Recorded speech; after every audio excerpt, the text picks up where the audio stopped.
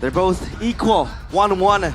Who will break the deadlock and confirm match point? It is game number 3 of RQ Hoshi against Alter Ego. Ladies and gentlemen, let's welcome you to the land of dawn. And you're right, realize who will bring this home and take that match point first. Alter Ego this time around, though, will be on the blue side, so let's see what they will bring to the table. Interesting draft, obviously. There has been talks about the Ling by the panelists, but the Khalid ended up showing for Alter Ego alongside the Claude. The Claude makes sense because you kind of want to have a dive towards the backline, especially the Farsa. The Khalid facilitates that as well. But I think the Khalid is even more better against the Granger. You just jump into the Granger and the Granger cannot really, gap close against you. Especially with the low mobility, but Edok.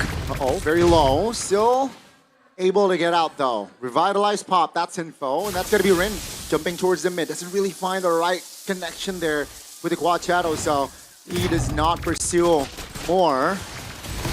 Oh, okay. No first blood in the first minute.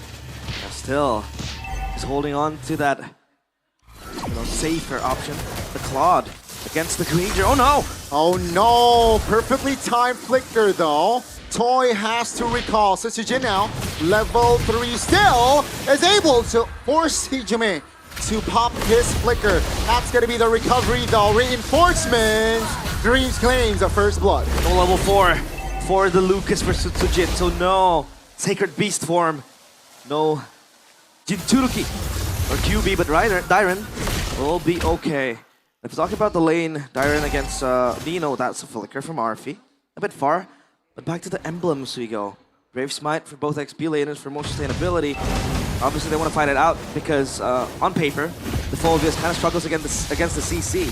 Because the CC has so much mobility and the damage as well. They can just burst, chip down the Fulvius. But as of now, total secured by Rin. They want to go for a brawl again. That's gonna be the Raging Sandstorm. Revitalized pots, ladies and gentlemen. It goes down. Green's very low. It's gonna be a roamer for now as Nino will be next. That's a 2-for-1. But Alter Ego, for the first time in the series, they got the first turtle in the game. Yeah, RQ retaliate. Rinz! Snap feather. Strike! Bursting Hijime down. Lethal Ignition doing work, baby. The snipe from above catches Hijime lacking. And now it's RQ containing that pressure again. Alter Ego are on the move. They want to look for that pick-off. They want to look for the skirmishes because the Khalid is super strong early on. Again, Sheffin mentioned with the Khalid, you can kind of jump into the backline. You would like to be in the backline, especially against a Farsa. The Granger as well kind of is heavily immobilized once you have the Raging Sandstorm onto him. Sure, he has the Rondo, but it's kind of a short dash, and now Dyren is going to be able to run back. Traction Pulse though. Counters 1, 3v1. That's not a good number for Dyren. Punished. And RQ, no compensation so far. That's a good kill because you really want to give that winning lane to Nino, but again, the CC makes things hard. Blind Feather Airstrike, blazing duet. Just to clear the wave. Nothing too crazy just yet here as RF needs that item, those items to be a factor. And yeah, it seems like tempo gone down. Gold still very, very low on the gap. Yeah, Bloodwing's first purchase for Rinz because he knows he needs to be much more defensive. He needs to be able to distance himself. And that extra shielding will help on, I think, initiations early on against the Khalid. But Dyren again, Vengeance popped! AOG will connect on towards 1. Oh my goodness, the Raging Sandstorm will not connect because of the immunity. Nino goes down this time alongside Dreams. RRQ. They have adjusted from the earlier setup and now they move on towards the turtle. Again, fist by fist. This time they take the neutral objective. Edok even invading deep into Rene's territory. But as of now, he's content with leaving that B. They get the turtle as well. So RRQ stabilize everything. They even are able to swing the gold lead on towards themselves. Audience prediction so far, yet again, favoring the Kingdom. It's 78%. Traction Pulse flickered away. So Rinz has no spell. Edok might be too deep. Oh my goodness, by their airstrike, Rin jumps in towards the back. 3 members is there to cover. Just a mage, right? And that's gonna be Rin taken down. Miscalculation, perhaps.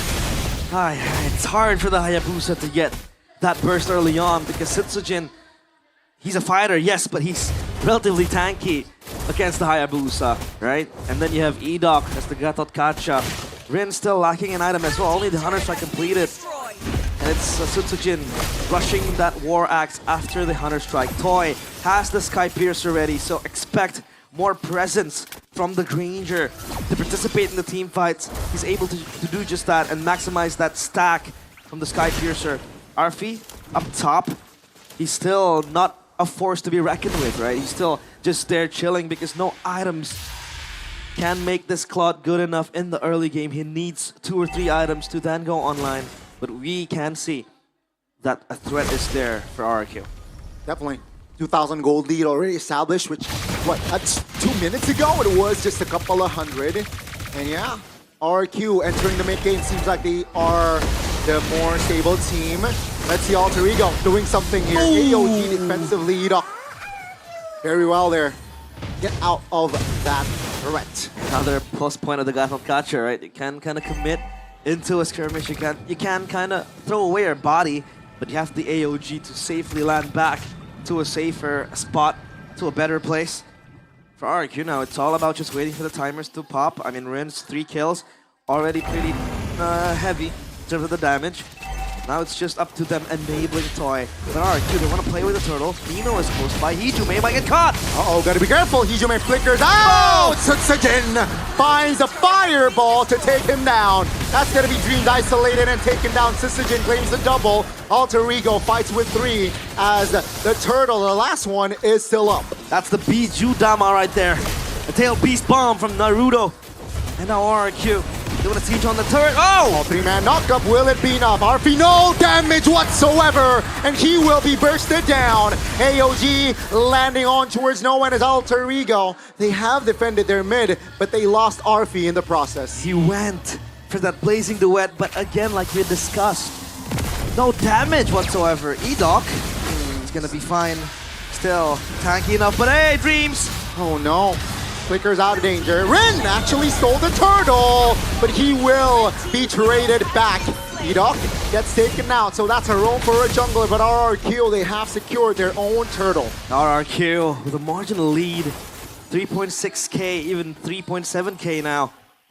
They will try to secure topside push, and now it's Arfi only looking to farm up. I think Alter Ego are trying to force the fight way too much. Arfi isn't even online yet.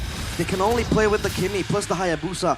But then again, the Hayabusa doesn't seem to have that damage needed to burst down. Oh, Dreams. Sandstorm defensively, but Shadow Kill. Oh, no threat whatsoever with that Shadow Kill. Setsujin move forward and from above. That retribution, very clutch. Setsujin got it. He is, though, 2 levels above Rin. Absolute blunder there from the Lucas from Setsujin. And so far, item check. 3 items for Toy. And Arfi only has the Golden Staff plus the DHS. So defensive items yet, but now... Out of position. Rin again. 3 times already punished. And yeah, that will build the tempo for the Kings of Kings to perhaps secure game 3.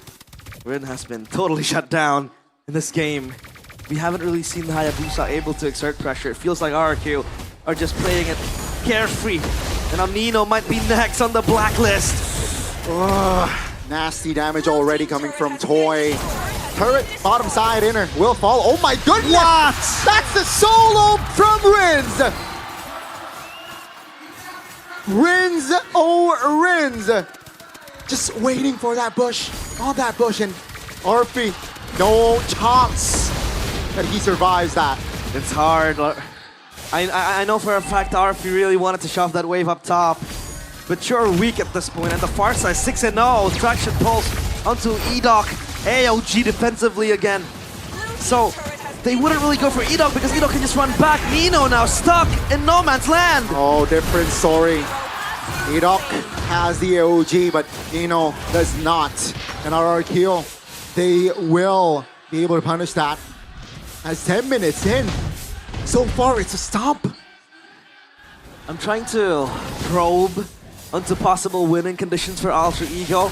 I think it was always the dive, the pushback that they have, you know, just jumping onto the faces of RRQ. But it feels like as of now, it's all tamed down. The Hayabusa ain't doing damage. I mean, the Claude recently was able to achieve that Trinity. But RRQ has grown stronger by the minute. It's hard to penetrate them. They're impervious at this point. And Rinz is just a menace with this Farsa. So what do they do now? Do they look for a momentum? Maybe a misplay from RRQ and then turn things around? But as of now, I think RRQ are playing this flawlessly. Yeah, it's near to perfection. The tight formation from RRQ makes it so hard for Alter Ego to find an opening. Real world, just feather airstrike, right? Yeah. That's already zoning, what, 2-3 members of Alter Ego, and that will be enough. RRQ, they don't need to force it. I think Alter Ego could play around that traction pulse. I mean, it's always a utility tool for the Kimi, but again, that question that has to be answered is who bursts down? Who can burst down the players of RRQ? And even Rin against Dyren 1v1. AOG on top! Oh no, no shadow whatsoever. Ladies and gentlemen. No! 0-4-3 from Rin. Ay, ay, ay, Shuriken's broken. Jutsu's gone. No chakra for Rin, and now they siege. Raging Sandstorm will not do anything. Arfi! Tsujin though, finding an opening. Winner crown! Oh my goodness, he survives that. Now it's gonna be Dream Tijo Man Nino defending. Vengeance Pot by Dyren. That's a pull, great taunt, but Nino will not survive. Toy is there to secure the kill. Toy is toying with Alter Ego. Again, he has that range to just poke down and burst down. Alter Ego, Hijume, even under pressure, shadow kill. Defensively to at least clear the wave. AOG Boom. to Dreams! Oh, nasty formation, nasty setup, nastier execution. RRQ, they took down 2 base turrets practically with no Lord. Good night. Sweet dreams. It's RRQ. 8.9k by the second. They are looking even stronger. And for Alter Ego, it's looking very bleak. It's kind of sad they were able to present a very, very competitive game number 1. But now, when it comes to where it matters the most, Alter Ego, they can't really deliver. And now Rinz with a truncheon purchase previously as a splash damage. Now look at that poke coming in from RRQ. Tsujin stuck. He could be dead. Huge knock up there from the Lord, but Tsujin recovers. That's gonna be Dyren popping the Vengeance. Oh my goodness, Arfi taken down again! And ladies and gentlemen, Rin finally finds a kill, but immediately traded back, and Nino will be isolated. 4 members down and out. That's gonna be RRQ pushing for the base. It's just Hijume staring down at the army of the kingdom. He lives to tell the terrors of the kings of kings. And they will secure match point. 22 kills to 5 kills. Ladies and gentlemen, that was a slaughter. The kingdom, they will